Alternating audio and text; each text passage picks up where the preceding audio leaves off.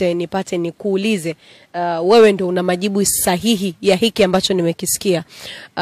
Kwenye Last Chance first episode nilikuona, lakini muendelezo wake umepotea. Kuna baadhi ya watu wakawa wanasema kuna some misunderstandings zimetokea kati ya Chinga na RK, ndio maana hatumuoni, kuna hiki na hiki wamegombana, hivi ndio maana tunamuona sasa hivi amewekeza sana kwenye movie yake, hivi kila mtu anazungumza la kwake. Natamani utufafanulie kwenye hili pia, kwenye hiki ambacho kinazungumzwa kina ukweli, lakini pia kukosekana kwako kwenye Last Chance, sababu kubwa ni ipi na ilikuwaje kuonekana kwenye episode moja tu ya kwanza, alafu baada ya hapo it was like umepotea mazima?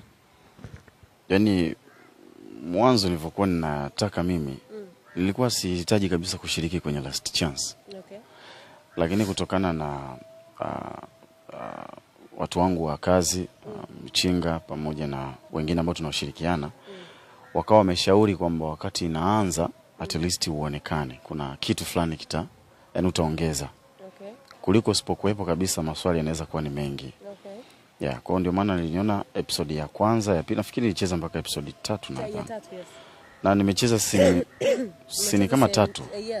Yes, mchache, yani unaonekana tu mara umekaa au umepita au yani sio ile kuonekana kama mhusika kwenye movie nyingine. Hiyo nafikiri nimeifanya pia kwa maana sisi tunafanya kazi kwa target. Okay. Lakini pia tunawapa nafasi watu wengine. Kwenye Last Chance sio kwamba sikutakiwa kucheza au tumegombana, hapana. Hatujagombana na Chinga na bado tunashirikiana. Okay. Japo tu kwa makubaliano yetu. Paka pale tulipoishia ndio itakuwa hapo, labda wakati mwingine ambapo nitasema tena au watu wataniona tena kwenye kazi nyingine ambayo inaruka kwenye channel ya Chinga. Okay. Lakini kwa sasa hivi wasitegemee kuniona tena. Kwa maana makubaliano yenu yaliishia pale kwenye season ya 3 ikaishia. Kwenye upande wa kucheza nimesema kwamba sikutaka kucheza, ila wakaniomba. Okay. Kwa hiyo kwa jinsi tulivyokubaliana, nasema mpaka ikifika episode ya 3 basi itakuwa mwisho. Then nitaendelea kuwa director na mwandishi. Okay. Na penyewe tumeenda mpaka episode ya 17. Nafikiri ndio tutakuwa tumeishia hapo. Sawa. Hayo ni makubaliano sasa. Okay. Lakini sio kwamba kuna ugomvi. Okay. Hamna ugomvi. Nadhani hili pia mmelielewa, maana wengi tulikuwa tunajiuliza na kila mtu alikuwa akizungumza la kwake. Wengine walikuwa wanasema kuna misunderstanding imetokea kati ya kwako na Chinga, ama kuna misunderstanding imetokea kati yako na ndugu yetu yule ambaye bosi mchawi. Yani kila mtu alikuwa akizungumza la kwake, ndio maana ikapelekea wewe kutoka kule.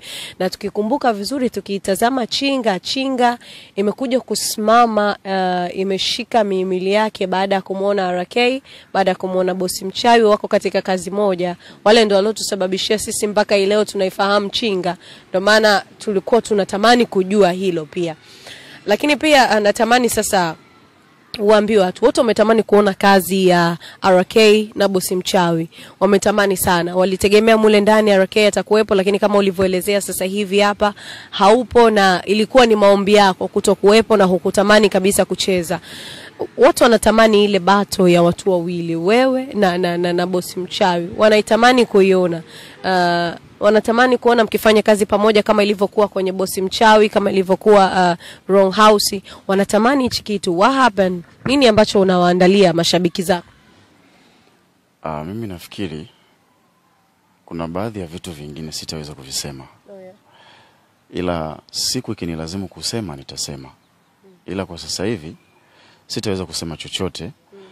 Lakini pia kuhusu kufanya kazi na bosi mchawi, nadhani ni swala la muda. Tulianza pamoja na mtu wa kwanza kushikana naye mikono before hamjakutana na Chinga.